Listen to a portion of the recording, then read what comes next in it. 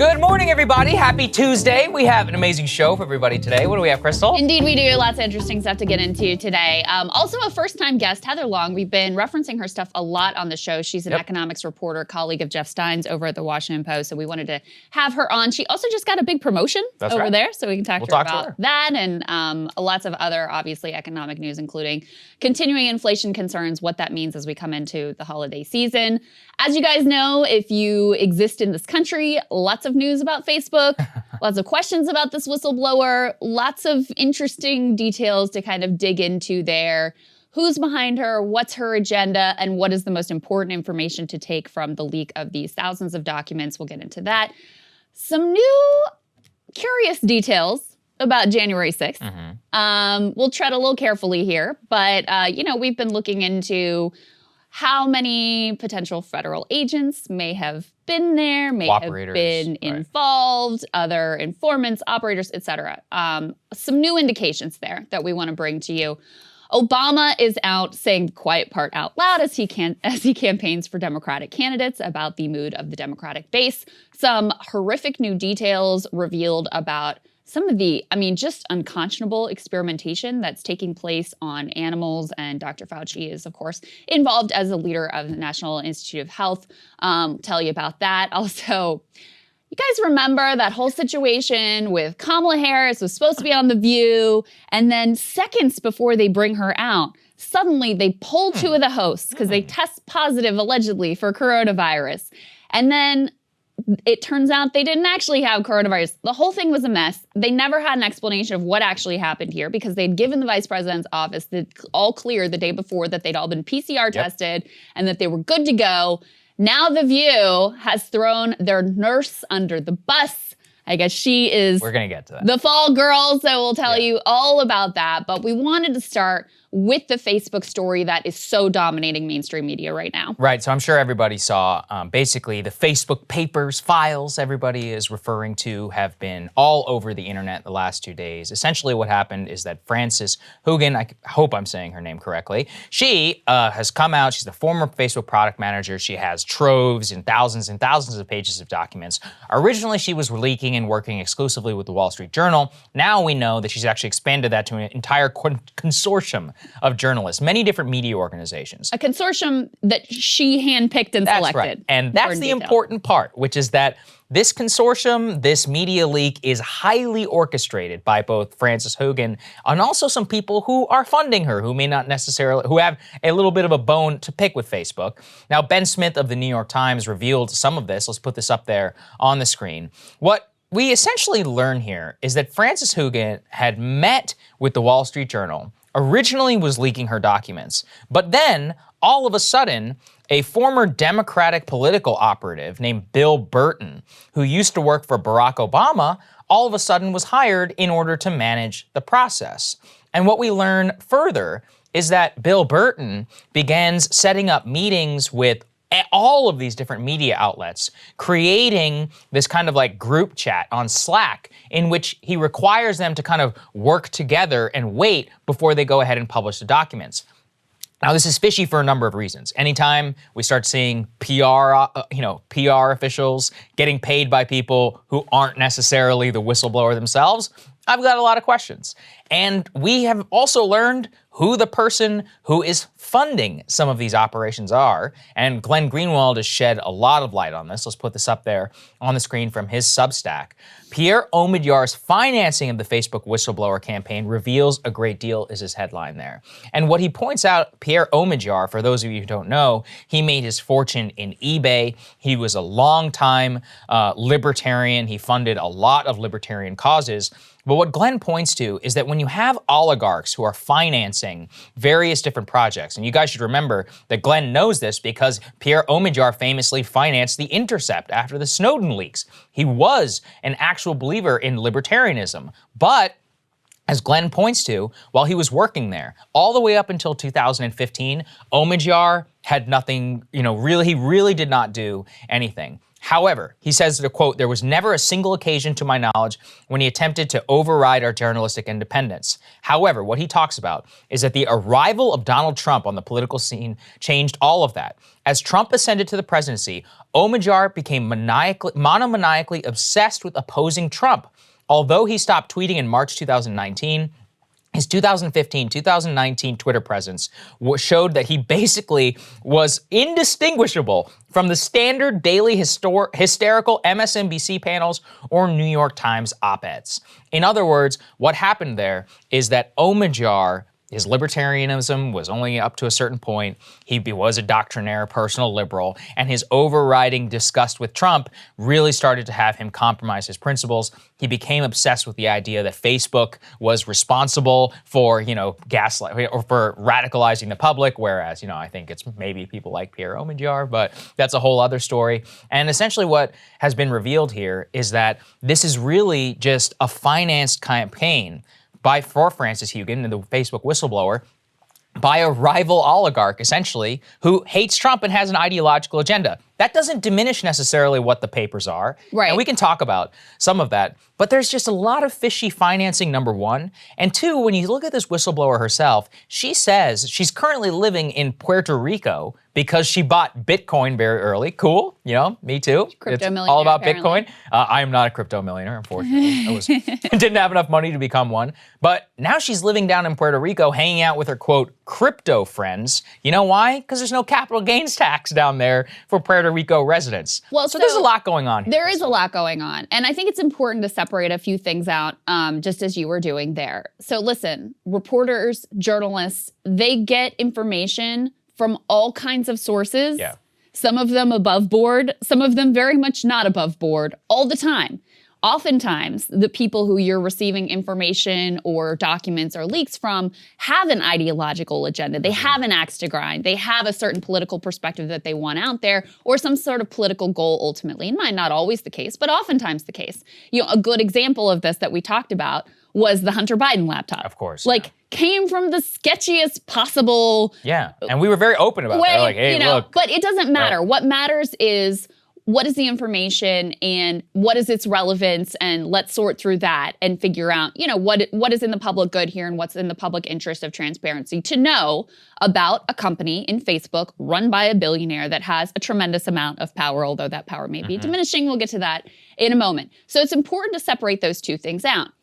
However, it also is very important to know if the leaker or whistleblower, however you want to peg Frances Haugen, it's important to know what the ideological agenda is. Yes. Because this is one of the things we talk about on this show all the time. It especially applies oftentimes in any sort of national security or foreign policy stuff. Follow the money. Follow the money, follow the ideological agenda, and remember that, everything is being pushed in a certain direction. And that's what you see very clearly with the, very polished rollout of Frances Haugen, where she selects, to start with, a reporter at the Wall Street Journal who she feels, because of his past reporting, is going to view the information in the light that she wants him to. Okay, so she starts with that. And then after giving the Wall Street Journal an exclusive for a time, and we covered some of the revelations there, which were interesting, including that Facebook, they'd lied about their treatment of elites versus everybody else. And they basically give white glove treatment to celebrities and political officials, et cetera. So after the Wall Street Journal has their crack at it, that's when she opens the door to this hand-picked consortium that they invite onto a Zoom call to say, hey, we'll give you guys a crack at it. Y'all got to work together. We're going to put this embargo in place. This piece of it is being run by Bill Burton, who, as you point out, former Obama guy. Aspects of this, she says that she has her own financial resources. This is in the Ben Smith piece, but that she's accepted help from nonprofit groups that are backed by Pierre Omidyar for travel and similar expenses. So she's being funded in a certain sense from this other rival billionaire. Yes. And so it's just important to have that frame in mind as you're looking at this. And of course, the political end result is also really important, because even though you do have some people on the right who are actually serious about antitrust and serious about dealing with power, and not just interested in we want to be the censors, not y'all. And even though you do have some people on the left who are similarly serious, we know that there is a dominant strain within the Democratic Party that mostly wants to use these sorts of revelations just to censor, and that's not to challenge power, not to actually think more deeply about the way not just Facebook, but Google. I just saw Google like removed a left-leaning news outlet from YouTube. The way that all of these tech oligarchs have so much hold on society and what we can do about it. So I think those are the pieces that are important to separate out. Important to understand what her ideological lean is. She's been, to her credit, pretty upfront. She's been open about what she wants to see happen. Important to understand that, and also important to deal with the information and for us to think deeply about what this means about how we might foster a better democracy where, you know, you have free speech truly honored and you don't have these tech oligarchs responsible for who gets to say what in the public square. I think that's the most important part. And this isn't really to besmirch her. It's more to say, how is this information being used and to what agenda? And increasingly, all across the mainstream media, we are seeing it used as justification for trying to censor Facebook. Either pressure Facebook into self-censoring or really pressuring Congress and the White House and more in order to censor Facebook. We've already seen the current White House try to dictate to Facebook what posts should stay up and what should not. We've seen them say that if you're banned from Facebook, you should be banned from other platforms. But increasingly, Krystal, I am so frustrated about this because it presumes that Facebook is the most important place, you know, for everything. And guess what, guys? The most important part of the Facebook documents, to me, let's put this up there from The Verge, which is that inside Facebook's lost generation, they find Facebook's own data shows that it has an increasingly aging boomer user base, that the majority of the people who are active on the platform are are aging, that they are aging up, that young people increasingly are abandoning not just the core product of blue Facebook, but Instagram as well. My friend Alex Kantrowitz, who has his own Big Technology newsletter, let's put this up there. He grabbed this from inside of the Facebook papers. Their own data shows that teenagers spend 2 to 3 times more time on TikTok than they do on Instagram. And TikTok has currently surpassed Instagram for time on app, which means that they have your attention for more time than Instagram has. That is the entire ballgame. So beneath all of this, Krystal, is this monomaniacal obsession with Facebook. Oh, we need to get Facebook to censor. And it's all just because that is where the boomers are. In terms of broader American culture, it is radically diminishing in its effect. That's the biggest story in the whole world to me. So this whole like, oh, we got to break up Facebook, regulate Facebook. Yeah, I mean, that's like a near-term problem. But if we want to talk about actual, you know, technology in the future, I think Facebook, by their own admission, Mark Zuckerberg yesterday on his earnings call went out and said, I believe we actually have this tweet, let's put it up there, which is that he said Facebook will be moving to retooling to make serving young adults the North Star rather than optimizing for older people. He says the shift will take years and not months. So to me, the only part of this story that Facebook itself is reacting to is the now emperor has no clothes moment where you're like, wait, Facebook is kind of a dying company. Now, I'm not going to say they don't make billions, trillions of dollars. Definitely true. But it is going much more in the vein of Microsoft, where it's just like this enterprise software that makes a lot of money, but it's like really boring, as opposed to the actual like driver of culture and politics. So in the near term, it's definitely true. But I would say in the future and where the discussion should be focused, it should be a lot more than Facebook. I mean, the fact of the matter is that these same issues that we talk about with Facebook apply to all of these giant tech and social media companies. So whether or not Facebook is on its way in, doubtful, or on its way out, more likely, some of the same principles apply here. And also, I would say, look, obviously, I mean, listen, I have a teenage daughter. Yeah. She would laugh her head off to think of even getting on Facebook.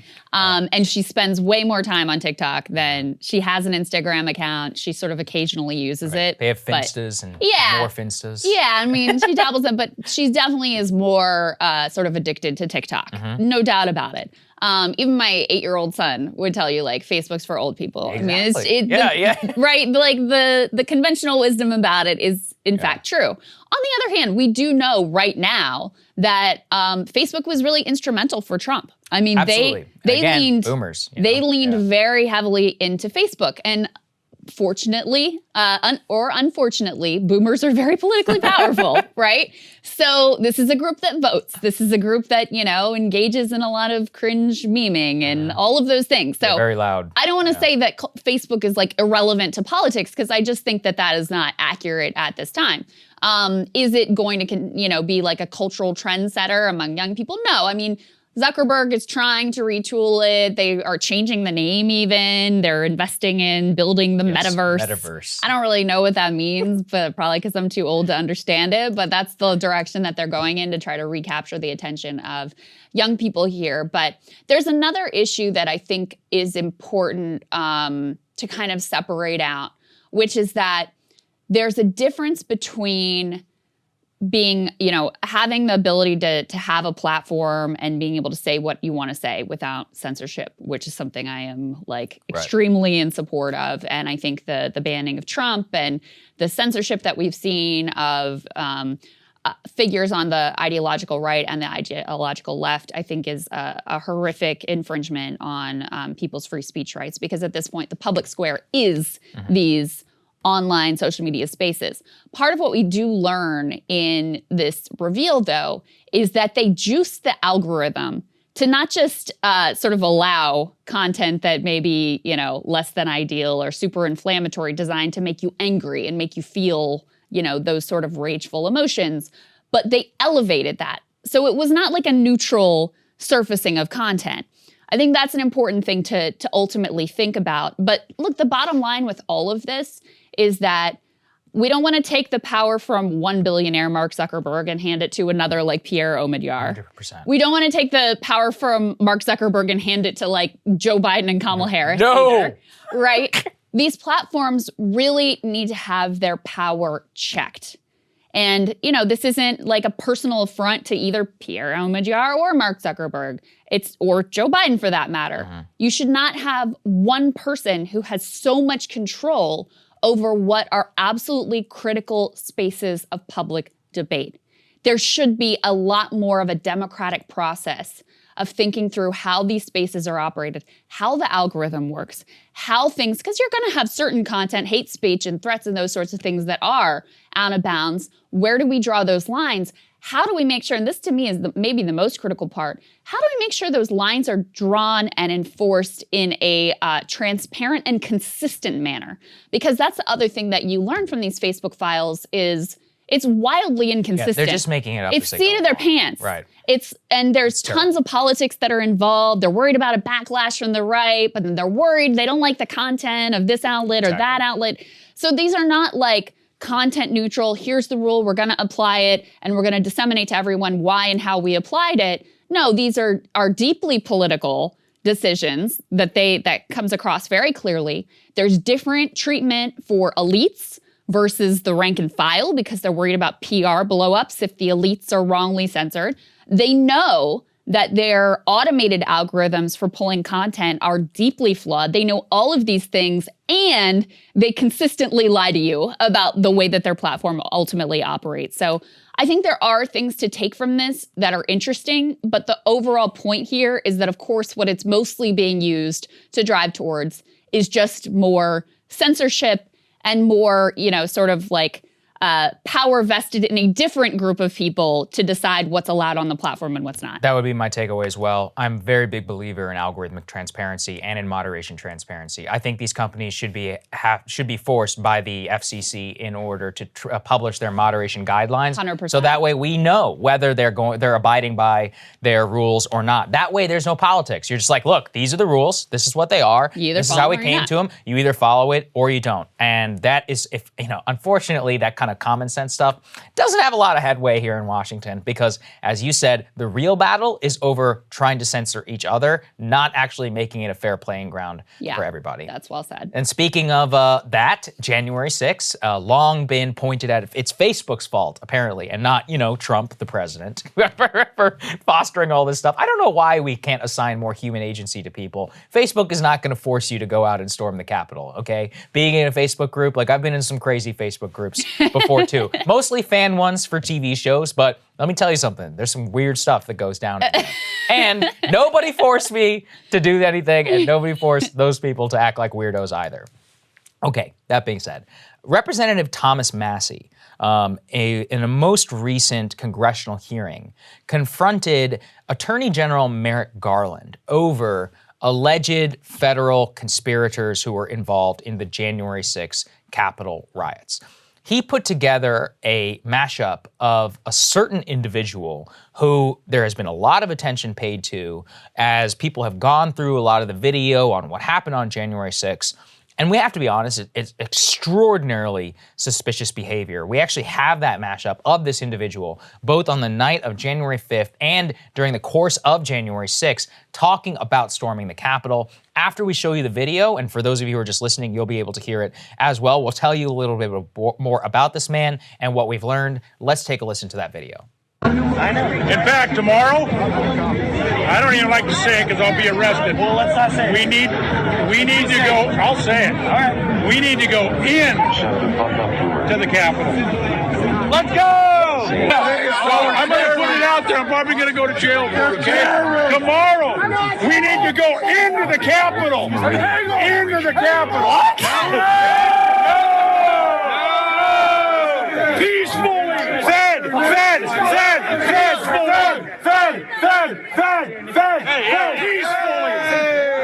Okay, folks, grab the word. As soon as the president's done speaking, we go to the Capitol. The Capitol's this direction. Start speaking. We are going to the Capitol, where our problems are. It's that direction. Please spread the word.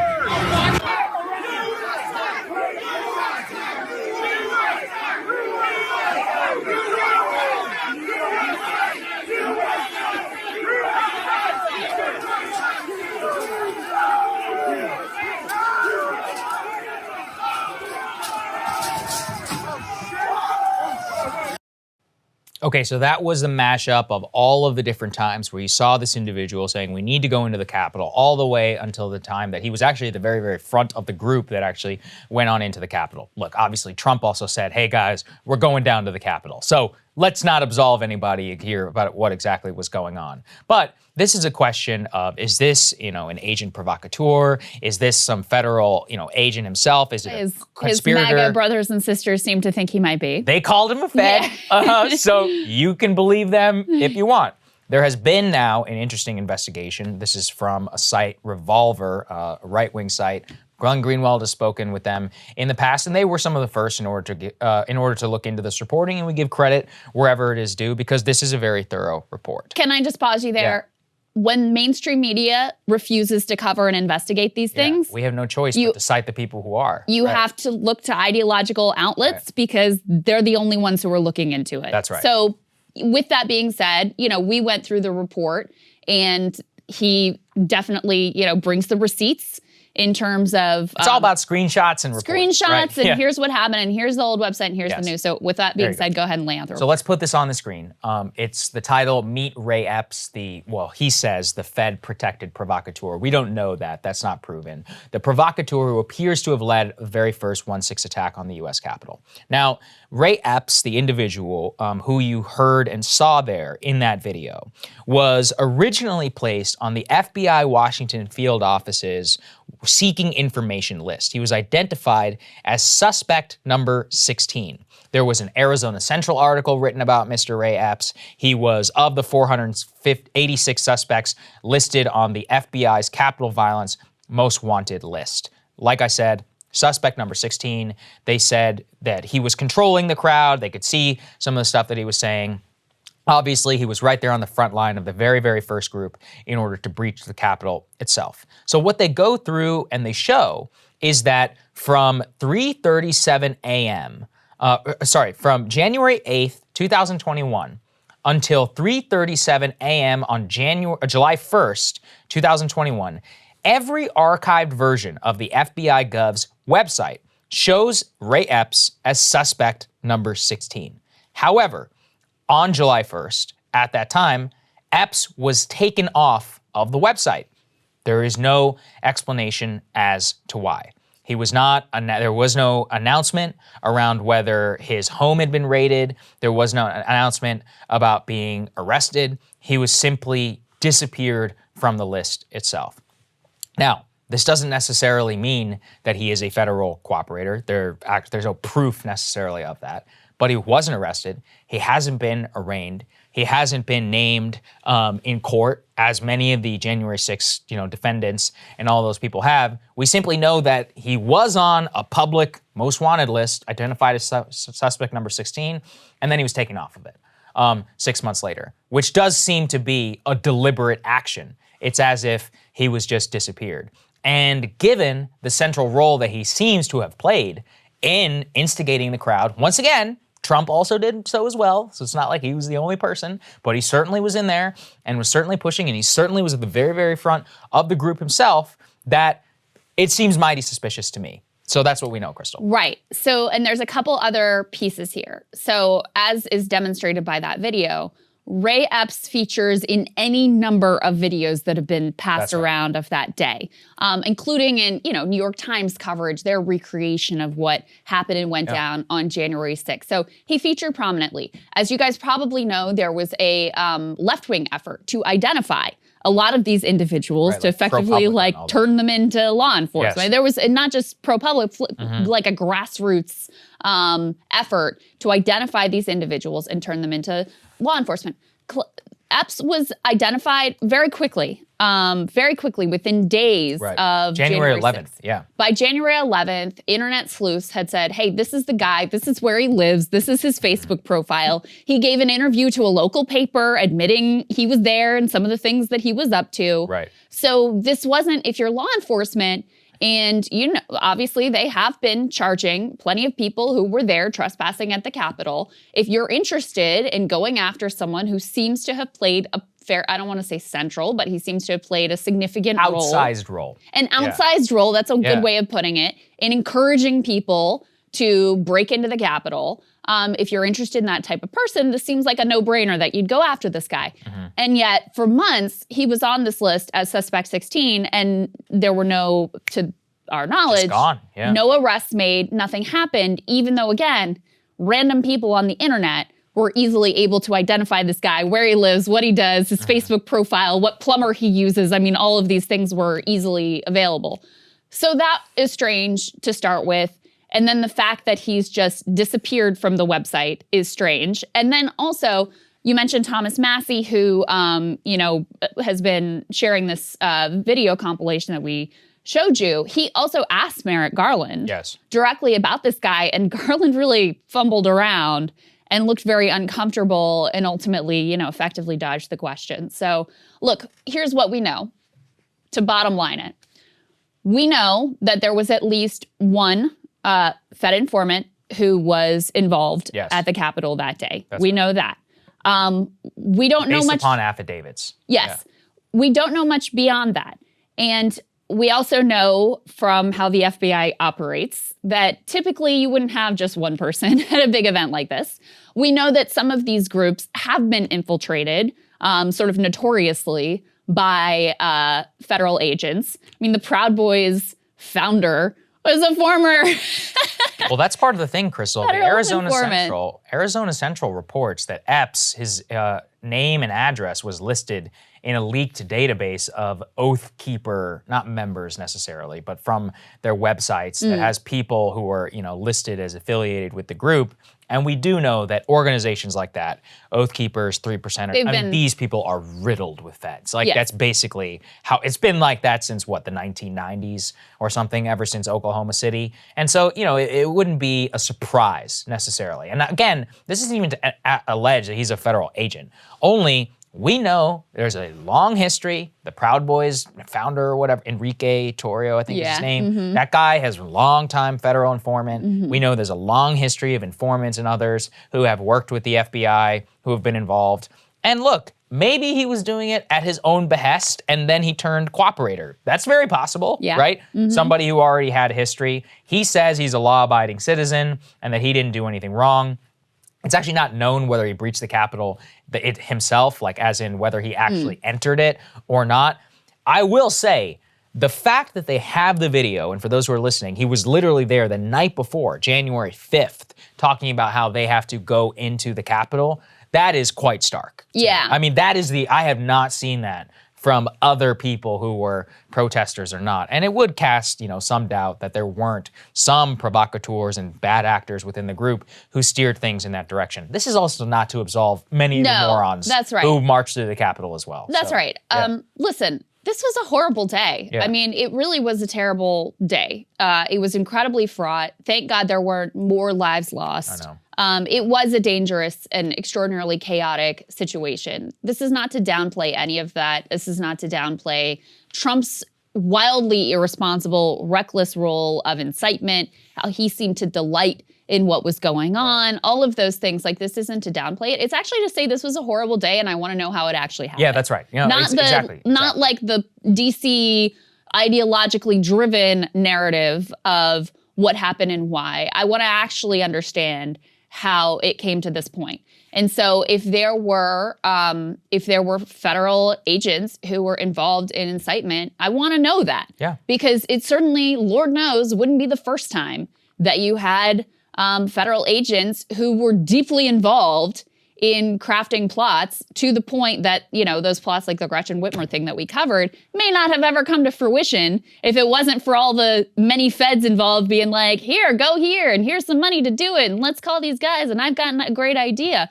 We saw this with the war on terror. How many young Muslim men were effectively preyed upon by federal agents, radicalized, talked into some tangential involvement in a plot, and then they're snapped up and criminalized and thrown in prison for the rest of their lives to serve a political agenda and help heighten the careers of politicians who are involved in this. So that's why we're covering this, because we actually care about what happened on that day and not just from like an ideological agenda. Bring it back to the Facebook segment. We care because we know how it's being used. They want this to be some MAGA thing which was organized on Facebook so they can censor Facebook, and so then they can use a security state in order to criminalize, half the population.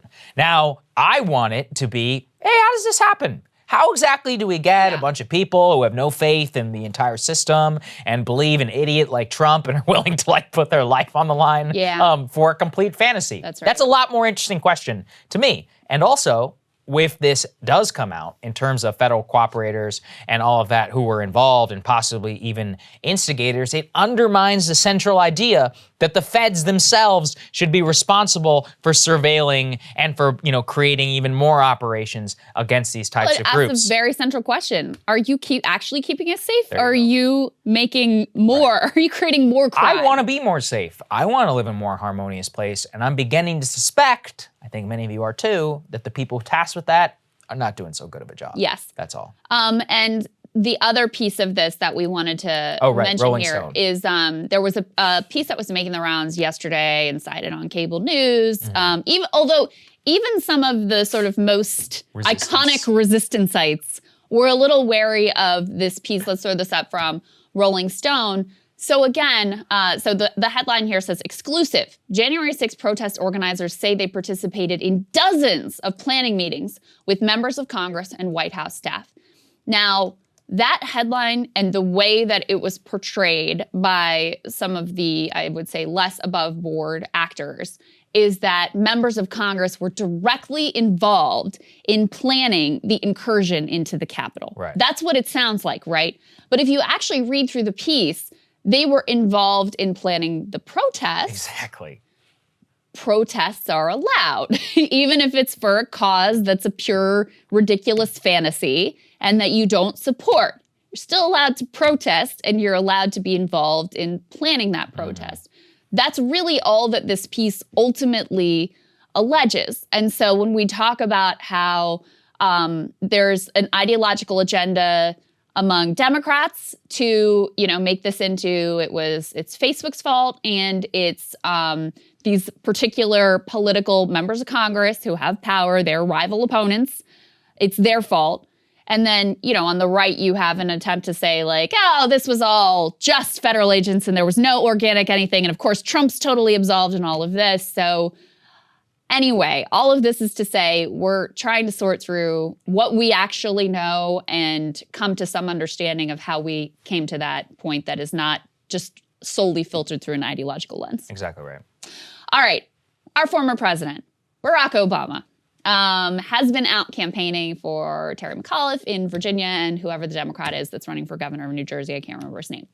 And he had a pretty interesting moment, fairly revealing, quiet part out loud moment while campaigning in New Jersey. Yeah. So he kind of told on himself here on this one, but also told on Joe Biden and on how the way that the Democratic base may be feeling right now. Let's take a listen to that.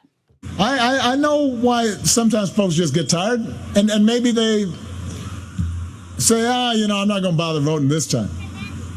But here's the thing, we can't afford to be tired. I remember in 2016, folks said, I'm not inspired.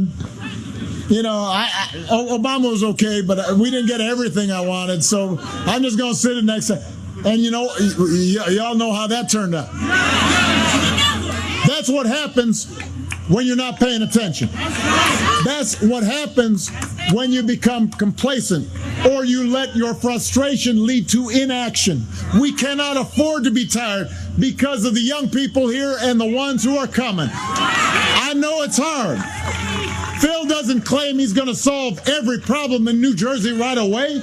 I didn't solve every problem when I was president. But the fact is that as hard as it is, we can still make it better. It's hard to undo the legacy of discrimination that goes back centuries, but we can make it better. It's hard to deal with special interests who want to keep the status quo when you're trying to make the economy more fair and just, but you can make it better. It's hard in a big country where people disagree to get everybody moving in the same direction, but we can do better than we're doing. We really can. We can make it better. And when you've got the right person in the job, we might not get every single person employed, but we can get more people, more jobs. We may not get every child the best education in the world right here in Newark. We can give a lot more kids better education here in Newark. I didn't get every American health care, but boy, we got a whole lot more people in America health care. It makes a difference when we decide to make things better. When you've got somebody in your corner who's shown you that they will work for you, who has a track record of accomplishment, you got to go out there and work for them. Not because everything's going to suddenly be perfect, but because it's going to be better. And you're preventing others from making it worse. So there's a lot that's interesting there. First of all, classic Obama. Rather than demanding anything of the political class, it's on you. It's your fault you didn't show up. It's not his fault. It's not his fault that he didn't meet your expectations. It's not his fault that Democrats have been promising prescription drug reform since 2006 and haven't delivered. It's your fault for being lazy and complacent and failing to take action. That's number one. The other thing that's really interesting here is, look, what is Obama's interest right now? Obama's interest is in preserving Obama's legacy. And so he's very invested in this narrative that like, well, there's just not that much that politicians can really do, right? The healthcare thing is particularly revealing. It's like, we didn't get everybody healthcare, even though that was your promise.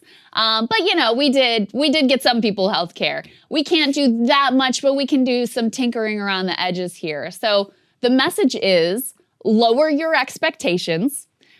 Even in a best case scenario, like Obama had when he had control of Congress and a supermajority in the Senate. 60 votes. We're going to dramatically underperform, even in the best case scenario. So just accept that, what you're going to get is effectively peanuts. And if you don't show up enthusiastically to vote in favor of those peanuts every damn time, that's on you and never on the politicians. Yeah, what they want to do is basically make it so that their record is completely pristine. There's nothing better that he could have done. And also, look at the other guy. They suck. That's all Obama is saying. How far of a cry is that from 2008? Sad. It's amazing, Oh, it's actually. sad. But it's important to watch because Obama is admitting a couple of things there. Number one, that his 2008 promise was a total and complete failure. But number two, that's the first time I've ever heard him actually admit that people realized that they were not getting what he promised back in 2016.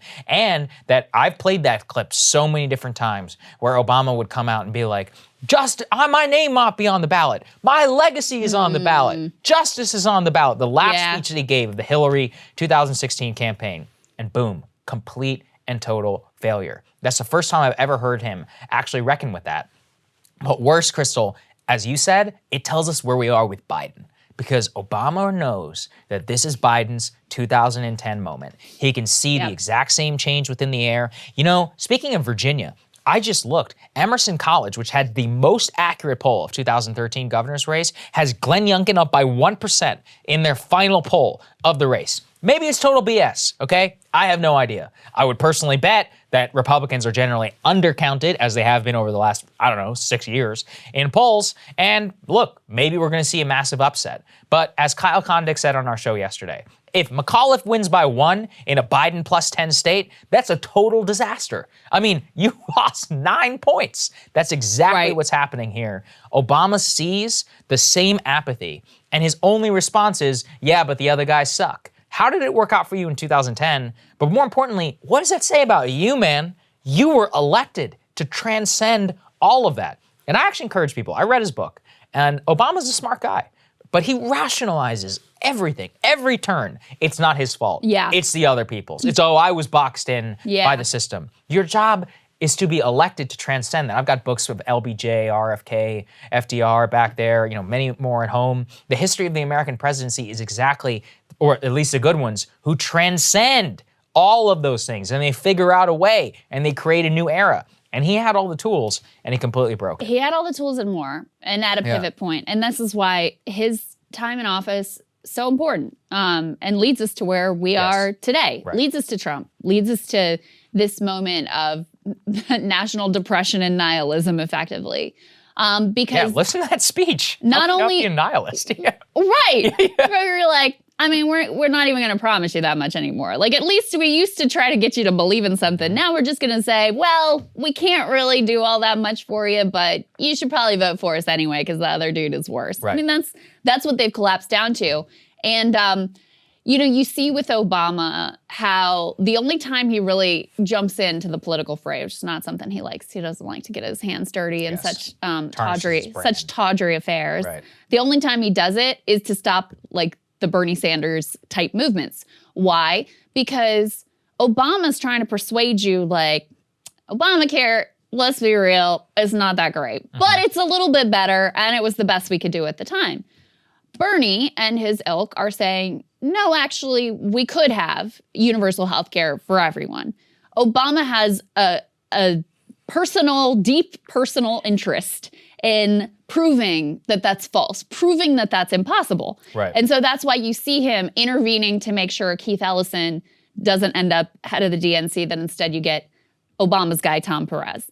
That's why he makes sure to, intervene in the last moments of the Democratic primary this time around and make sure that it ends up being Joe Biden and that Bernie Sanders is stopped in his tracks and he's making phone calls behind the scenes. So that's what his interest is. There's also in Virginia, just to show you the way that this plays out sort of on the ground, this contest in Virginia is effectively coming down to whether McAuliffe can scare people enough about Trump. It's not about a forward-looking agenda for McAuliffe. It's not really about a forward-looking agenda for Glenn Youngkin either.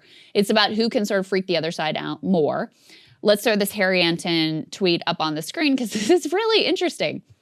Trump is still, even though he's not president, even though he's deplatformed, even though Joe Biden is president, Trump is still leading Biden in Google searches. Furthermore, Biden and Trump are tied for the percent of Virginia voters who say each is motivating them to vote. So you have the same number of Virginia voters who are saying, I hate Donald Trump so much that I'm going to vote for Terry McAuliffe, as you have voters who are saying, I hate Biden so much, I'm going to vote for Glenn Youngkin. And that's kind of what it comes down to. I mean, I will say in the end, I think if Trump did not exist, this is a very winnable race for Glenn Youngkin. Right. And I think if he loses even by a narrow margin, I think you can pretty much directly point at Trump and say that the Trump effect really hurt Youngkin and caused him not to be able to win in a state that, you know, he has a real shot at given the overall national apathy. But as you pointed out before, like, if it's a 1 point McAuliffe win or it's a 1 point McAuliffe loss, this is still a really bad sign for Democrats in a state that not only did Biden win by 10 points, Ralph Blackface Northam won by 9 points. Yeah. So it's not like we just showed up in droves for Joe Biden because we love Uncle Joe so much. This is a state that's now a 9 or 10 point Democratic state. It's sort of the baseline. I am going to be stunned if McAuliffe does lose. I mean, as much, I'm kind of hoping for it, honestly, just because it'd be a great headline. And also, I think people need to wake up a little bit about what's going on in terms of Joe Biden and a lot of the national Democratic mood. And it's fascinating to me that, as you said, Trump's Google searches are at a 2015 low, and he's still beating the sitting president of the United States. That's wild. And it just goes to show you the level of enthusiasm there with Biden is beginning to match not even Obama levels. It's worse than what we're seeing. And that's what led to Obama really saying the quiet part out loud there. Indeed. All right, we've got a really sad story to sad. bring you here that you may have seen. There's been a lot of discussion about this particular item. So let's throw this Substack post from Leighton Woodhouse up on the screen, breaking down the U.S. government-funded animal experiments. Yeah, I did not know about all that this. are ongoing. And, Leighton really details these in horrific detail. So the one that really caught people's attention, I'll just read from the beginning of this piece. The National Institute of Allergy and Infectious Diseases, the division of the NIH that's run by Anthony Fauci, funded a recent experiment in Tunisia in which lab technicians placed sedated beagles, dogs, heads in mesh cages and allowed starved sandflies to feast on them alive, to feast on the dogs alive. Then they repeated the test outdoors with the beagles placed in cages in the desert overnight for 9 consecutive nights in an area of Tunisia where sandflies were abundant, and ZVL, the disease caused by the parasite that the sandflies carry, was endemic. So these beagles are sedated, heads put in mesh cages or left outside, and the sandflies literally eat them to death. I mean, the most horrific thing that you can possibly imagine. And what's more, there's allegation that the scientists slit the dog's vocal cords so that they wouldn't have to listen to their anguished howls. Horrible, horrible, horrible thing to think about. Horrible to know that our government is funding it.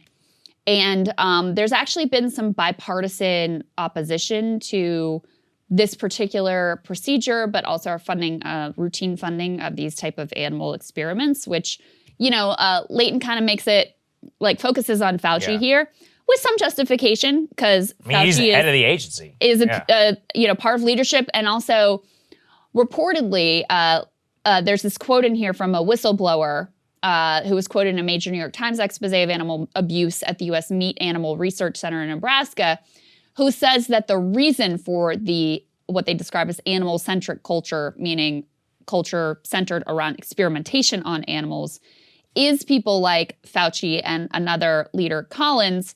They really believe, the quote is, they really believe in that animal model. It's a huge impact having those two at the helm. The two directors' unquestioned commitment to animal testing sets the tone for science as a whole. Thanks to them, it is industry standard and careers are based on it. So the allegation here is that tone comes from the top. Fauci is one of those leaders who really believes in animal experimentation as essential. Let's go ahead and throw this New York Post report up on the screen that shows bipartisan. Oh, you can see that photo there for those who are watching. Of the beagles with their heads in the cages. Terrible. Bipartisan legislators demanding answers. There's also some movement in terms of a bipartisan bill to try to eliminate funding for these types of experiments. Activists have used some on the libertarian rights in particular, like Rand Paul is one of the people who's supporting these efforts. Their aversion to sort of like wasteful government spending, they've used that to say basically you should get on board with getting rid of this, because also, look, this isn't a topic that I know an extensive amount about, but from reading in preparation for this segment, science has moved a lot, and that what we're able to do in order to test has developed greatly with technology, with AI. And so the argument is that these experiments, if they were ever necessary, not clear that they are really not necessary anymore. And what's more, oftentimes they don't actually even provide effective data about how various treatments or parasites or whatever is they're testing, how this would play out in human beings. That oftentimes there's a huge error rate, and so the dogs or whatever animal is being tortured and tested on, it doesn't even provide data that's really useful or relevant to human beings. So pretty horrific what's going on, and that I think, most people have no idea that we're funding this sort of stuff. No, I had no idea. But first of all, I have the beagle, love beagles, and so that I did not know that beagles are actually the standard dog used in many experimentation, which is disgusting to me for a variety of reasons. And Leighton actually got a good response from the University of Georgia, which is one of the stories that they talk about there. They call it like a dog model because the disease has no cure. Unfortunately, animals part of this trial must be euthanized. We do not take lightly the decision to use such animals in our research. But really what it is, and look, there has to be balance, right? Obviously, in terms of experimentation and more, is that the way that the dogs and the animals themselves are even treated throughout the experiment, it's clearly incredibly cruel. And like you said, debarking, cutting out their vocal cords, letting flies eat them to death. That's not the same as, testing out a vaccine or something. And even then, maybe we should all have a discussion. So I try to look at this in the same way that we did gain of function, which was, okay, gain of function, we all began to learn about it because of the lab leak. Now, here's the thing. Whether the lab leak's true or not, and we'll probably never know at this point, although I strongly suspect that it is true, you often say this. I think we have enough information to say, hey, if there's a 50-something% chance, and I think it's more like 90, that this causes a pandemic, maybe we tighten up all the restrictions around this thing. Maybe we don't do it at all. Maybe the public should have some sort of a say. And that's what I am heartened and hoping. Look, obviously this is coming in a culture war story. People are like, oh, Fauci and puppies, and look, that's actually completely true. But really what it is maybe we should have Congress who appropriates, and I did not know this, $40 billion a year on different medical experiments, set some standards as to what the U.S. government is going to fund, and if there is a culture from the top saying, no, dog experiments are actually pretty crucial, last time I checked, these people are not gods. They do not create the rules on their own. It's our money, we're the public, we get to decide how and what and where things are gonna be done in our name. And I would just encourage you that if you're a dog person like me, now I have a cat, so I'm also a cat person, but dual personality. But if you take a look at that photo and you tell me whether you're cool with that, and I'm gonna say no, I'm not. And I think it's important that we all see exactly what's going here. And this is a much deeper story about factory. If people knew exactly how those factory farms and all those things, I've had the misfortune of having to drive past a slaughterhouse in Amarillo, Texas. And I can tell you, you never want to hear or see any of that stuff in your lifetime. Yes. Yeah. Glenn was on Rising, actually. That's right. Oh, wow. And talked about, I looked at him on this issue because he's very passionate about it, very much more knowledge about it, and has reported on factory farms and on animal experimentation, all of this stuff. And with regard to the necessity of animal experimentation, which is what the proponents argue, look, yeah, it's awful. This is what the University of Georgia is saying. Of course it's awful. Of course we don't like doing it, but we're trying to save human lives. Right. And so there's a balance here that has to be struck. Glenn compared it to the argument that people make in favor of torture, which is you can come up with some sort of theoretical scenario, the ticking time bomb, that if you could torture this one person into telling you could stop it and you could save all these lives. And so people who are proponents of torture they'll concoct these elaborate scenarios to make you feel like, okay, well, we have to sanction this because people's lives are at stake. When in reality, that scenario actually never plays out. And so Glenn made that comparison here of like, yeah, you can concoct, of course, scenarios where it's like, well, would you torture a puppy to cure everybody of cancer? All right. And you'd say, well, I mean, it's horrible, but I guess if we're going to cure all these people, then I guess I'm going to have to justify it. But that's not actually in reality the landscape that we're facing, especially with technological advances where a lot of this experimentation can happen using technology where no animals have to be harmed at all. So even this idea that like, oh, there's a difficult balance here and sometimes we have to test on animals to save human lives, even that is somewhat questionable.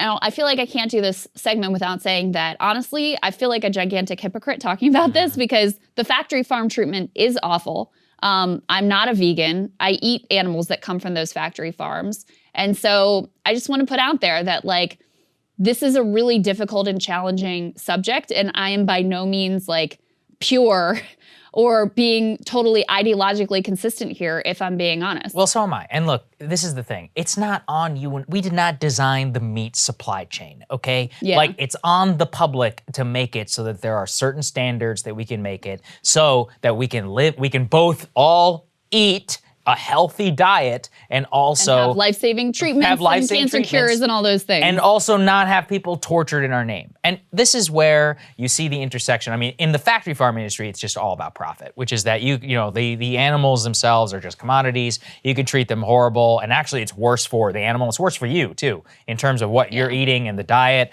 and all of that. I would really encourage people to look into the actual stuff that those animals are eating and how it affects you, your hormone levels, and more. I have personally made that choice. But once again, it should not be on me. This is not something where you should have to go through and make sure what you're putting in your body is not, not even about ethics, but really about over your health and their health.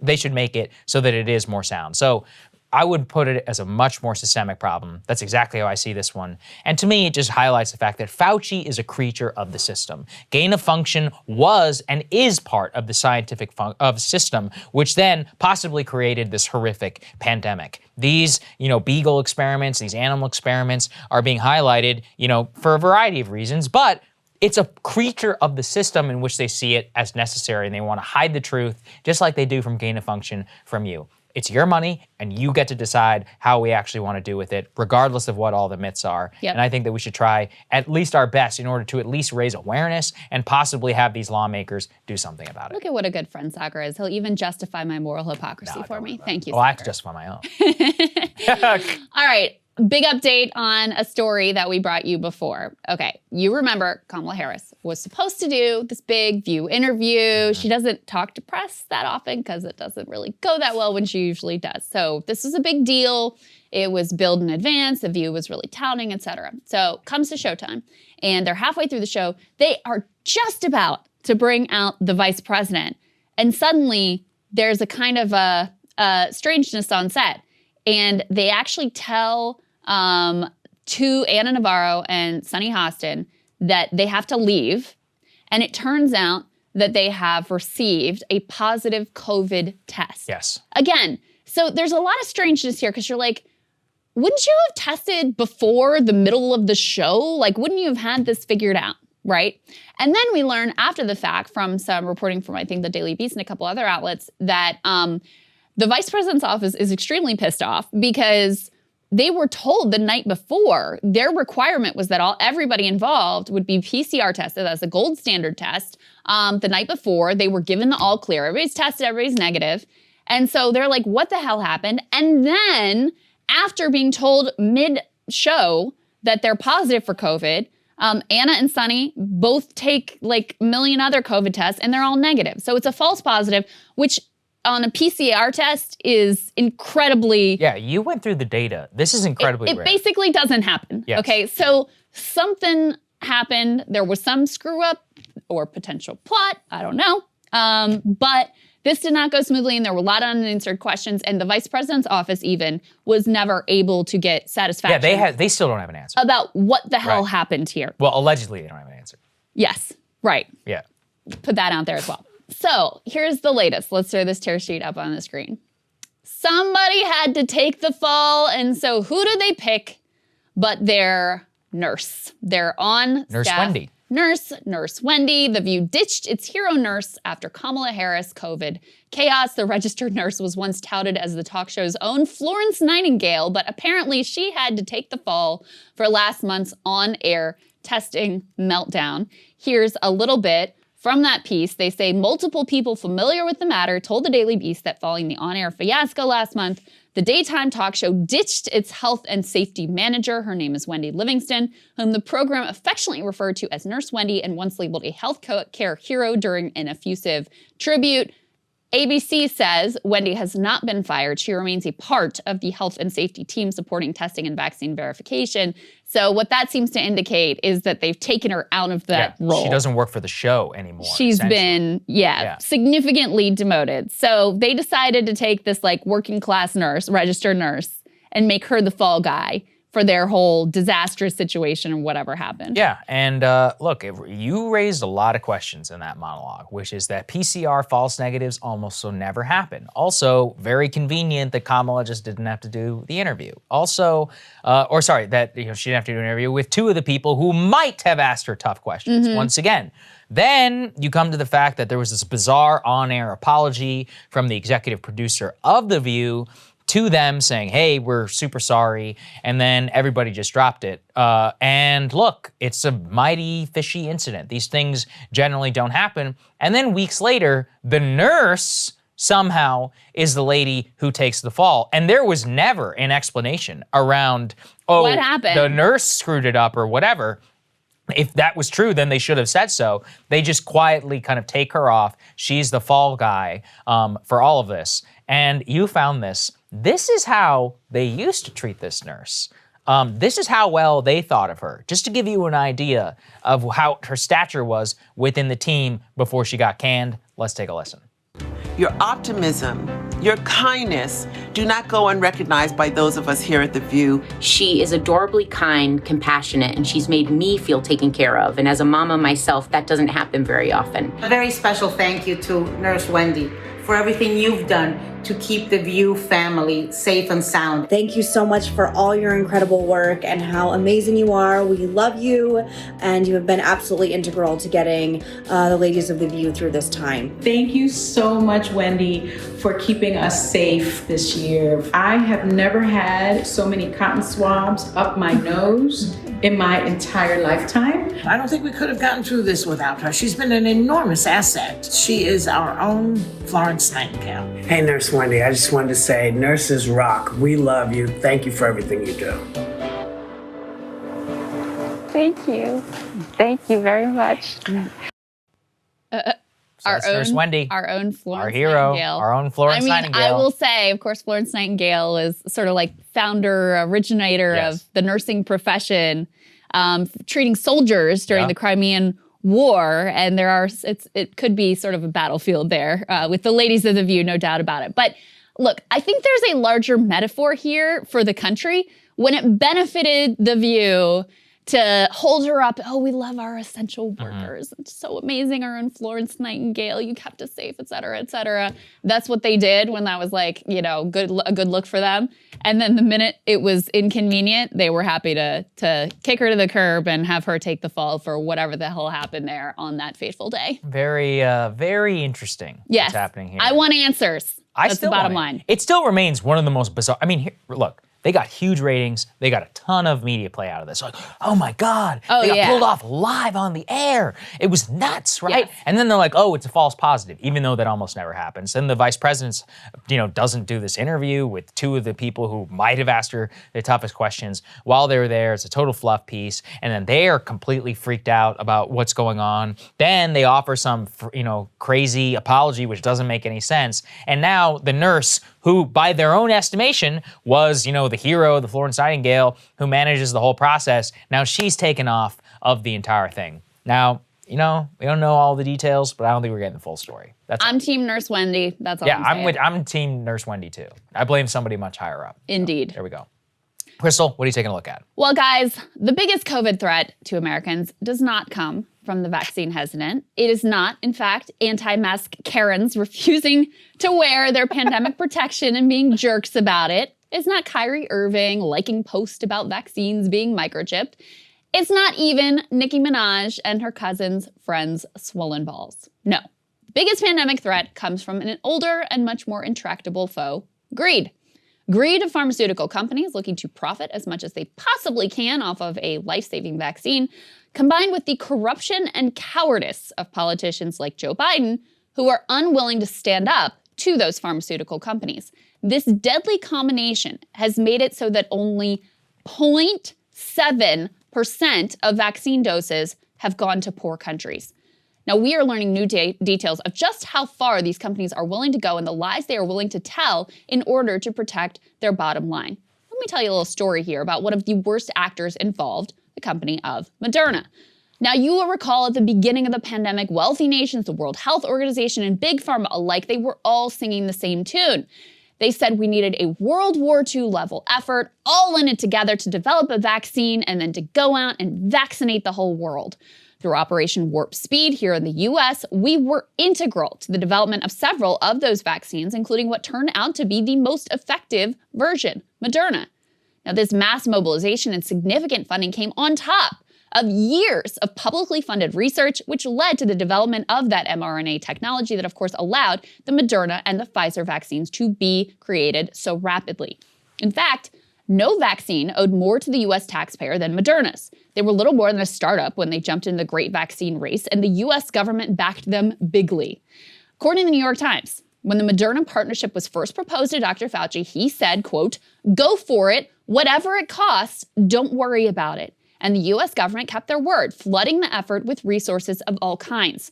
So for those of you keeping track at home, you funded the mRNA research, you funded the Moderna vaccine development, and your government moved heaven and earth to make sure that every issue and wrinkle and hiccup in that vaccine development was ultimately sorted out. They even brought in top military brass to make sure that every single obstacle would be removed. But now that Moderna has their publicly funded vaccine, they want to keep all the private profits for themselves, and they want to milk it for every last dollar they possibly can, even if that means risking another pandemic. After all, they did profit very handsomely off of this one. In fact, Moderna has limited production of their vaccine and sold it almost exclusively to the rich world, where governments can afford to pay premium prices. Here's the New York Times with that report headlined, "Moderna Racing for Profits Keeps COVID Vaccine Out of Reach of Poor." Quote, "Moderna has shipped a greater share of its doses to wealthy countries than any other vaccine manufacturer." That's according to Airfinity, a data firm that tracks vaccine shipments. "They are behaving as if they have absolutely no responsibility beyond maximizing the return on investment," said Dr. Tom Frieden, a former head of the CDC.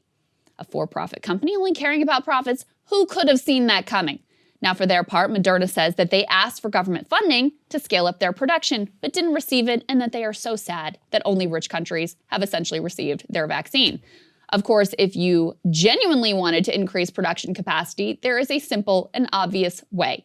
Drop the patent protection and provide the details of how to make the vaccine so that manufacturers around the world can start churning out millions of lower-cost doses. Now, the Biden administration, they claim to be pressing Moderna to do more to expand production and to drop the patent. At the same time, though, they're saying, well, we don't have the legal authority to unilaterally share the vaccine recipe with the rest of the world. Of all the excuses, though, the biggest one for not sharing the vaccine has always been that these third world countries can't possibly produce the vaccines to our standards. Well, we're now seeing just what a bold-faced lie that excuse ultimately was. It turns out not only do pharmaceutical makers around the globe have the ability to produce the vaccines, scientists in South Africa are making a concerted effort to pull off what would be a truly incredible feat. They're trying to reverse engineer the Moderna vaccine, cracking the code of that vaccine recipe so that they can have a chance at a premium vaccine for their own population. This effort has received backing from the World Health Organization, which is helping coordinate training and source raw materials for the effort. One young scientist involved in the effort said, quote, "We are doing this for Africa at this moment, and that drives us. We can no longer rely on these big superpowers to come in and save us." Just think of the insanity here. Moderna could just give them the recipe, opening the floodgates for more production. The Biden administration, which funded the Moderna vaccine, could exercise Martian rights, lift the patent protections, and also open the floodgates. Instead, Africa is left to try to crack the code and define the process in a last-ditch effort to access what should have always been publicly available. And make no mistake about it, the consequences for our own population of this greed, cowardice, and corruption will be deadly. We can get every last solitary soul in our own country vaccinated, and it is not going to matter much in the end if new variants are constantly emerging from an unvaccinated global south. The pandemic will never end so long as billions of people remain vulnerable as a laboratory for COVID to mutate and jump the vaccines that we've already created. It's an unconscionable and frankly murderous crime to hoard this vaccine, artificially decreasing supply, keeping prices premium so that some pharma exec somewhere can get a bigger yacht. Stop worrying about the anti-mask Karens and start worrying about the real COVID criminals, the CEOs and the politicians who would let millions die to protect their profits. And Saagar, that's the very last update to this story. The Biden administration said, we've done a legal review and unfortunately we just can't give out the recipe. But it's not true. Bullshit. Yeah, I mean, it's bullshit. And you know what?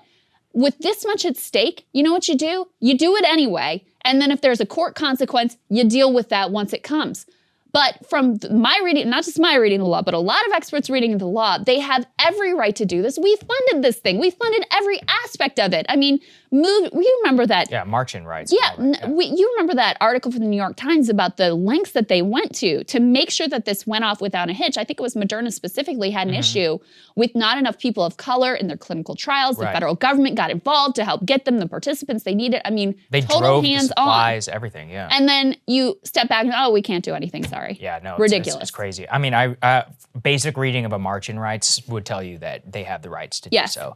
And yeah, I mean, even that whole thing about how they were going to object at the WTO, that never happened. Or, I mean, it did, but, it hasn't actually led to distribution. They got the headline they wanted, and then they did nothing about it. As you pointed out, I mean, look, everybody could be vaccinated, and we already know about antibodies as they begin to fade away, and especially with new variants, and in time, like what's going to happen, especially when you reopen global travel, which, we have to at some point.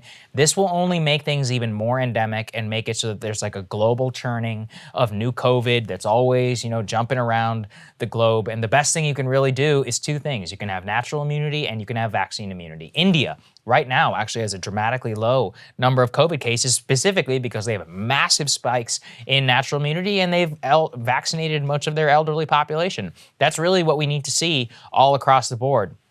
As you said, they say that they don't have the capacity. Then why are they trying to reverse engineer it? Right. Why? Then they wouldn't have to do that, right? So it just shows you that a lot of the things that they say about, why they can't do it, is just completely false. It really is. Absolutely false. They just want you to pay, or they want people to pay. Yeah, that's it. They want people to pay. They want to keep control over it. I mean, this is their path to further riches. These are rich people. They want to get even more wildly rich. And it's just incredible to think about, being that person who knows that you're, in the present day, risking the lives of millions of people, and also risking, a further mutation of this pandemic that sends us back into the whole cycle all over again. But in service of their profit margin, they're willing to do it, and Joe Biden not going to do a damn thing about it. Yeah, that's right. All right, Saagar, what are you looking at? Well, if we're being honest, in many aspects of American lives, it really does not matter who the president is. The president rarely has much control, as we may think, over most of the things that we interact with on a daily basis.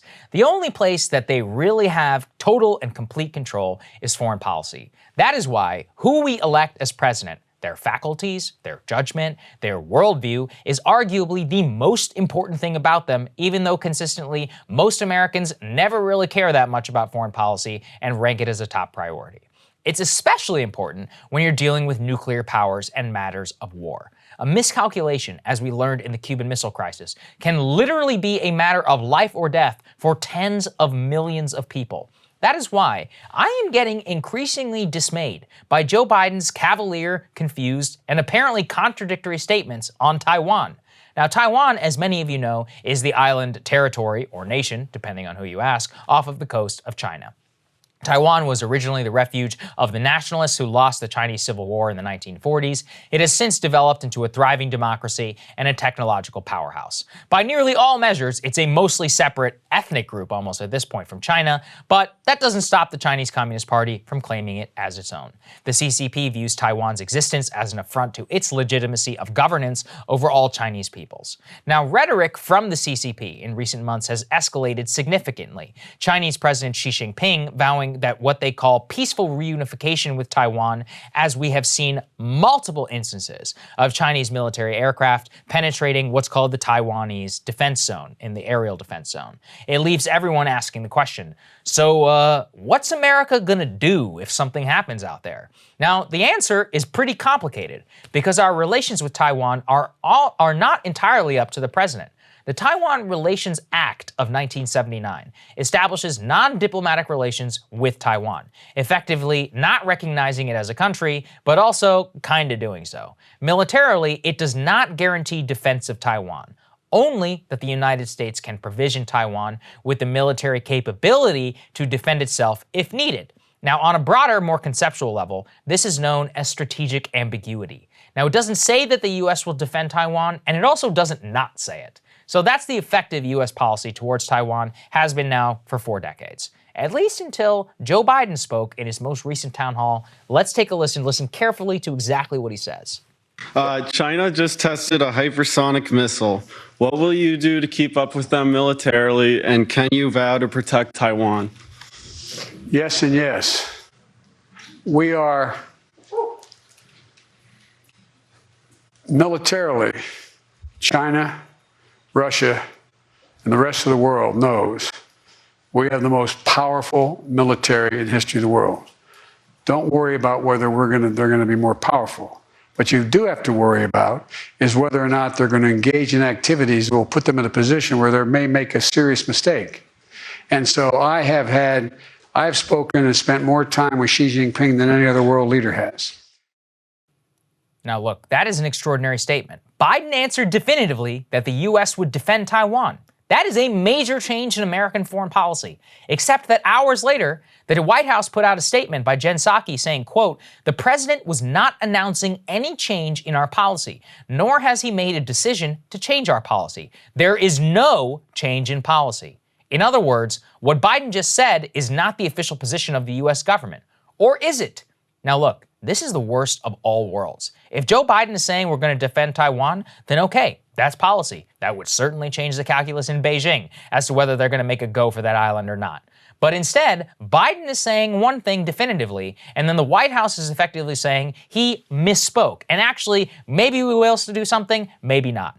If anything, that level of drawing back commitment could actually signal to the Chinese, oh, if you do go for it, we won't do anything, which in turn could actually influence their calculus to make a go for the island. Now, as some of you know, I'm pretty obsessed with the First World War. One of the reasons that war broke out in 1914 was specifically because of lack of clear communication from world leaders as to what their real intentions were. The Kaiser would say one thing, and then the Foreign Office would say another, and then the ambassador would say something else. Now, the lack of clarity and communication left the interpretations up to a series of autocratic rulers. And at that point, when the decision is in the hands of a single man, it takes only one misreading of a situation for tens of millions of people to die. With nuclear weapons now, we're talking about hundreds of millions of people, lives at stake, and the same level of potential miscalculation by human beings. One reason I am highlighting this now is because I believe the potential for a major escalation in Asia is higher than it has ever been before. Not because China is rising, but conversely, because it may have peaked already. I've become obsessed recently with an argument advanced by Hal Brands that the Chinese economy, as we know, is basically completely fake. Evergrande was just the tip of the iceberg. Its tech companies, while good, are artificial state constructions. The foundation of its economy is graft and horse trading among senior Communist Party members. Such a system can only go on for so long. With COVID, with global economic disruptions, perhaps the music might stop domestically. And it's precisely at that moment, when a power believes that it may have peaked, when it has done all it can through domestic policy, that it may be at its economic peak, that war is actually most likely in history. It's the time rationally that would be the best to make a military move or to consolidate power and potentially attain or redirect more resources back to the declining state. Now, it's not without precedent. Look at how Russia has behaved under Putin, despite that it's an economic and demographic complete joke. It would also explain Germany's behavior in the First World War, Japan's in the Second World War. In all three cases, it entails a lashing out, an ignition of a major war. And in all three cases, clear communication from the United States or Great Britain could have prevented it. Now, it was precisely because of confusion that millions of people have died previously. Joe Biden is playing with fire. When he says one thing, the White House says another. People's lives are at stake, and we need a hell of a lot better right now. This is the thing, Krystal. I used to be very worried about this whenever it came to Trump and North Korea. Now, when they were talking, I was like, great. But before that, you guys remember Fire and Fury. Oh, God. I mean, listen, like this was real stuff. Like if it just takes one, they had a single nuke that could take out all of Los Angeles. Do you want to put your life in the hands of Kim Jong-un and his reading of the situation of what Donald Trump is saying? No, I absolutely do not want to do that. And it's the same thing here in this case. Whenever you say something so definitively and then you backtrack it, you're actually sending two completely different signals to China. And I guarantee you in Beijing, it's very confusing to them as to what the policy was. Now, strategic ambiguity, and as long as you just keep it there, the calculus is going to remain the same. But when you start to screw with it, either up or down in both ways, you could conversely increase the likelihood of war in East Asia, which nobody wants. It would be a total disaster. Even if the United States didn't get involved, we have Japan, South Korea, the Philippines, Vietnam, all major allies, Singapore, major financial centers and more. It would be a cataclysmic event for the global economy and for society, really. I mean, let me just say, for us to go to war over Taiwan would be completely insane. It would be insane. And so, yeah, this is one of those instances. Sometimes Biden's like sort of befuddled old manitude is kind of charming, or even like when he was more in his prime, his saying things that he shouldn't really be saying, getting out ahead of people, his gaffes, all of those things. Like, I actually think it's part of his political appeal. Yes. Something as sensitive as Taiwan. Yeah, you got to be like. You have to have your language locked down. Exactly. Because certainly China is listening to every single word that you're saying, and they are taking that into account and trying to analyze what it means for them and calculating their own maneuvers based on what the US president and this administration is ultimately saying. It is an incredibly fraught situation. Obviously, China has been escalating recently, sort of testing the boundaries. This was happening not just under Biden, but under since Obama, under Trump as well, and under Obama as well. Just a little bit of history for people to understand how we got to this sort of weird strategic ambiguity, which is not, doesn't just apply to our defense, but sort of in general, like we're very careful about the language we use about Taiwan. This is why when President Trump accepted that call from the Taiwanese brother, it was a big deal. And he even, who, sort of is so cavalier about everything, even he walked that back and realized this was a gigantic error. So many of you may know this, but just to spell out a little bit of the history, there's a civil war in China. And ultimately, the Communist Party wins and their adversaries flee to Taiwan. And the US and our allies, we all recognize the government that lost and fled to Taiwan as the true government of all of China. The Republic of China, yeah. Right, as the true government of all of China. And we continued that charade, even though it was sort of ridiculous, for decades. Yeah, until 1979. Up until Nixon, and Nixon goes to China, and that's when we recognize China. So ever since then, we've just sort of landed on this policy of we're just not going to totally define what we think about Taiwan. We're not going to be totally clear about it, and we're not going to be totally clear about what our military or defense arrangement is with Taiwan either. So for Biden to, in one befuddled moment, blow all of that up, I mean, that is an incredible change after decades and decades of a consistent stance. To even walk it back then makes it worse, right? So flat strategic ambiguity, keeps all the calculus thing. You go forward, but then you bring it back, you could actually increase the liklikelihood of an invasion Now of you've Taiwan. injected just chaos and uncertainty, ultimately. Which is the last thing you want whenever it comes to nuclear powers. The Evergrande thing continues to escalate, by the way. I was just reading yesterday that, you know, the New York Times found Evergrande, this giant property company, massive debt, people are saying if they collapse, it could be China's Lehman moment, all this stuff. They were requiring their own employees to bail them out and give them loans and threatening them with their jobs if they don't pony up, you know, $80,000 or whatever it is to prop up this company that has built their riches on effectively a pyramid scheme. And so you do have some signs, as you were pointing to, that the Chinese economy has some real problems.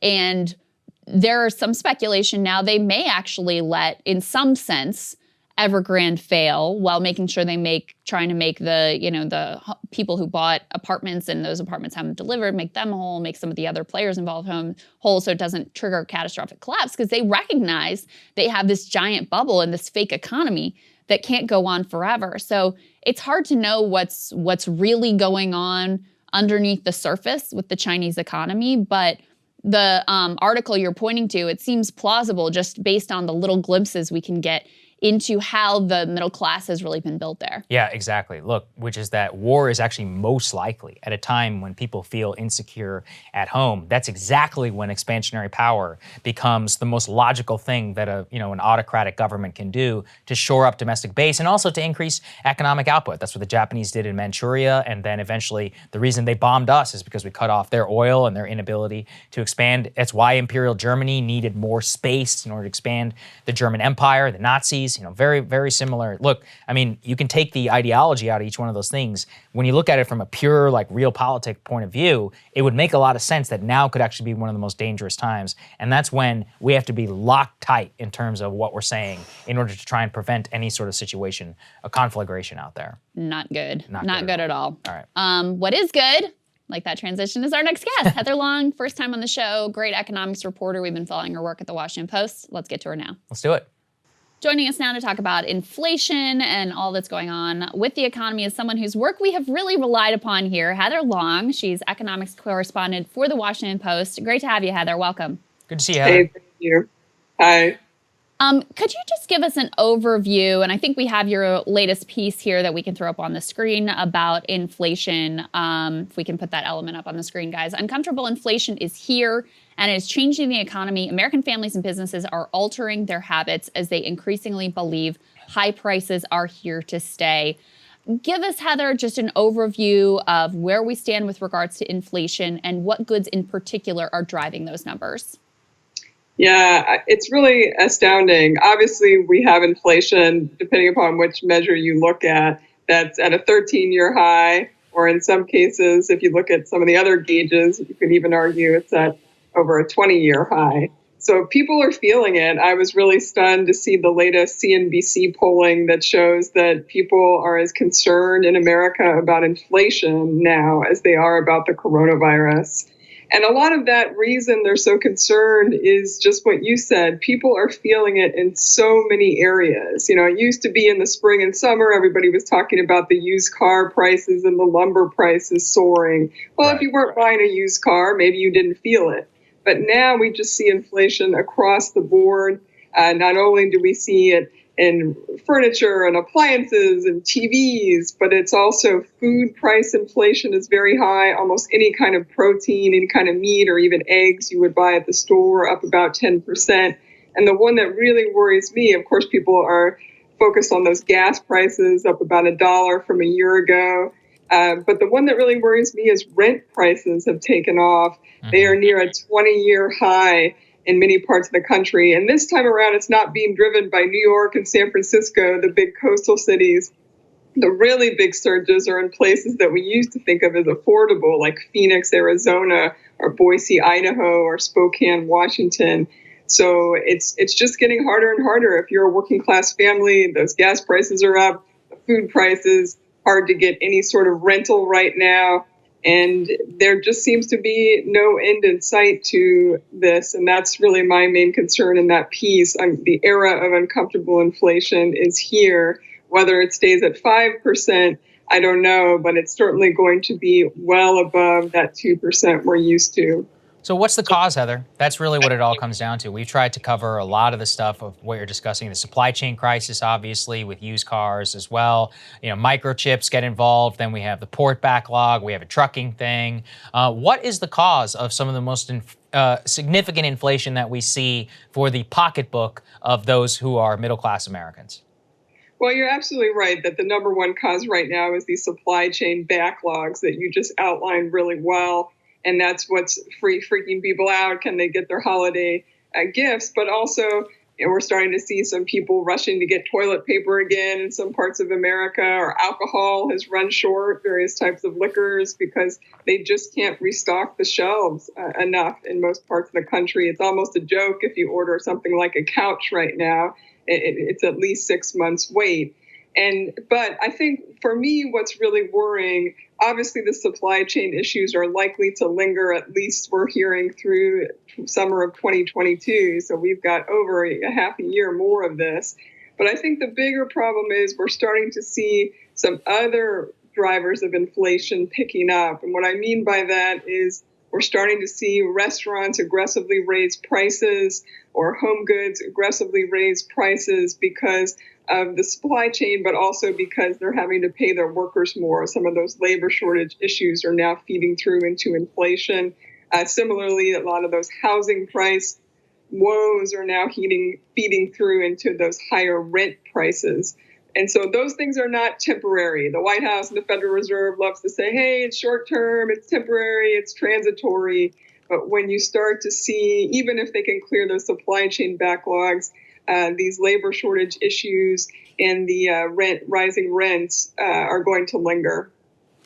Well, and this is where things get interesting, right? Because one man's labor shortage issue is another man's ability to earn a higher wage, or as you've documented, leave a job they really didn't like and go somewhere else and earn a lot more money, or potentially go on strike and bargain for better conditions. So how do we square the fact that on the one hand, things actually seem pretty good for workers? You have people who feel confident enough to leave their jobs. You do see wages that have been stagnant for decades starting to increase. You see a lot of activity, whether it's at John Deere or IATSE threatening to strike. You see a lot of sort of labor activity that also signals that workers feel like they can bargain here for a better deal. And on the other hand, you have a plurality of Americans who are worried about a recession, who believe a recession is coming in the next year. You have these supply chain issues. You've got inflation spiking. So how do you make sense of this overall picture that seems to be a real mixed bag for people? It is, and it's a good word, mixed bag. It's certainly, I called it, I think in a piece in early September, the I don't know economy. We've just not seen these funky dynamics that we're in right now. And it's not clear how it's all going to end, or even what the right policy response should be from Washington and other parts of the world. The European Central Bank is meeting this week as well. So it is a very confusing time. And I just go back to first principles in the sense that you're right. It's a good sign that these wages are finally picking up. Particularly, I look at restaurant, grocery store workers. For the first time in U.S. history, the average pay for those workers is above $15 an hour. That happened over the summer. Basically, 15 is almost de facto the minimum wage in the United States right now. Many workers say they won't even look at a job that doesn't pay at least $15 an hour. So, but the big but there is, if you look, those wage increases, as great as they are almost entirely wiped out by rising inflation. Mm-hmm. So the optimistic scenario is usually when prices go up, wages go up, they don't get cut later. It's not like we're going to hit March and those wages are going to go from $15 back to $13. So wages, when they go up, usually stay up. And the hope is that inflation will eventually come back down a little bit. But again, whether that's going to come back down enough is my big concern for people to really feel like they're finally getting ahead in 2022. Right, yeah, I mean, that's the question. When do you think that we'll know and have the answers kind of definitively? Will it be a year from now, 2 years from now? Does it depend more on COVID? Is it the White House? Who are the actual key players who are going to be determinants here? Yeah, that's a great question. I think the key thing to watch is definitely what's going on with the supply chain. Certainly there was some signs of relief on Wall Street, even just in the last few hours, as finally we're starting to see a little bit of come off on some of those shipping costs. They are still astronomically high compared to where they were even in the spring or last winter, but they have come off a little bit from the September all-time record highs that we saw.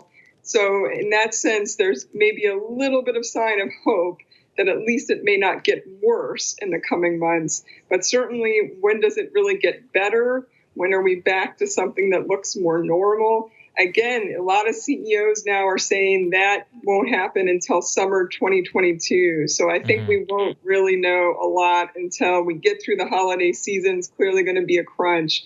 And can we work things out in the spring, which tends to be a little bit slower shipping period? Right. And Heather, finally, one of the things that I wanted to get from you is you have been tracking the Great Resignation, the number of, historic number of workers who are leaving their jobs and switching industries and some of the dynamics and trends that are behind that. How much of that is attributable to, I saw a quote where someone said, when you realize your boss during a pandemic will literally kill you or sacrifice your life, that changes your relationship to that employment. And in fact, we do see workers disproportionately leaving retail, restaurant work, those sort of frontline essential nursing, nursing home workers that was the most dangerous industry in the country last year. So you see a lot of workers moving out of those industries that were really forced onto the front lines. How much do you think a sort of pandemic rethinking of what their employment was accounts for this big shift in workers? I think this is a huge, huge factor. I've been writing about this since the spring. This is the biggest shakeup in the labor market that we've seen since World War II. And what I mean by that is this pandemic has affected everyone. We've had over 700,000 deaths in this country. It's affected high-wage workers, low-wage workers, all different types of communities across the U.S. And it also, a lot of restaurant workers, when you ask them, why are you quitting now? They say two things. They say, number one, the pandemic, when I was off for a bit on unemployment, it was the first time in my life I really slowed down, that I had a minute to think, what do I want in my life? Is this what I want to be doing? Is this how I want to do my family?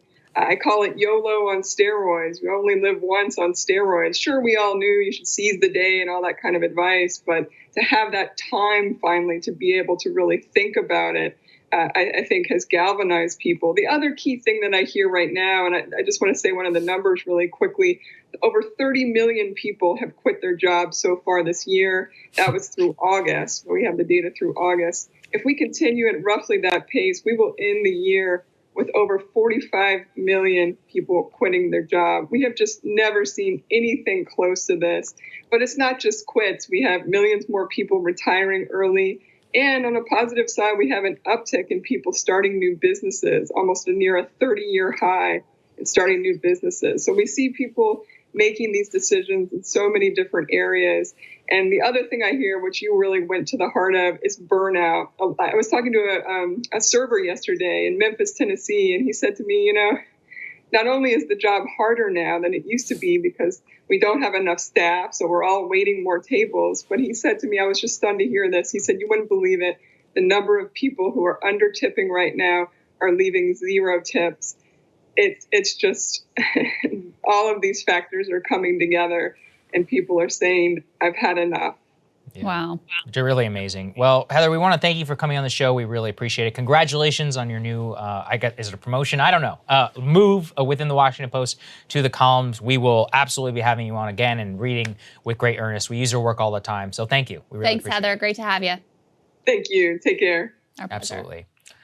And thank you guys so much for watching. We really appreciate it. It's just awesome to do this show every day. And, we've been ending the show this way for a reason, but we consistently see wild swings in our YouTube revenue. And that just makes it so that we can't plan as a business. We have great improvements that we want to do. The only thing we can rely on are you, the premium subscribers. So we really appreciate you. Anytime that you guys join and you can support us, we have some awesome, awesome technological developments to debut next week. And I really can't wait for you guys to see it. It's been in the work for months and months and months. And you guys made possible. It's only possible because of the lifetime members, just because of all of the monthly, yearly, everything. Your guys' support gives us the assurance that we can go out and spend a lot of money in order to improve this show, to make it widely available for as many people as humanly possible. So that is absolutely right. We appreciate you guys every single day. We think about you every day when we're crafting the show too.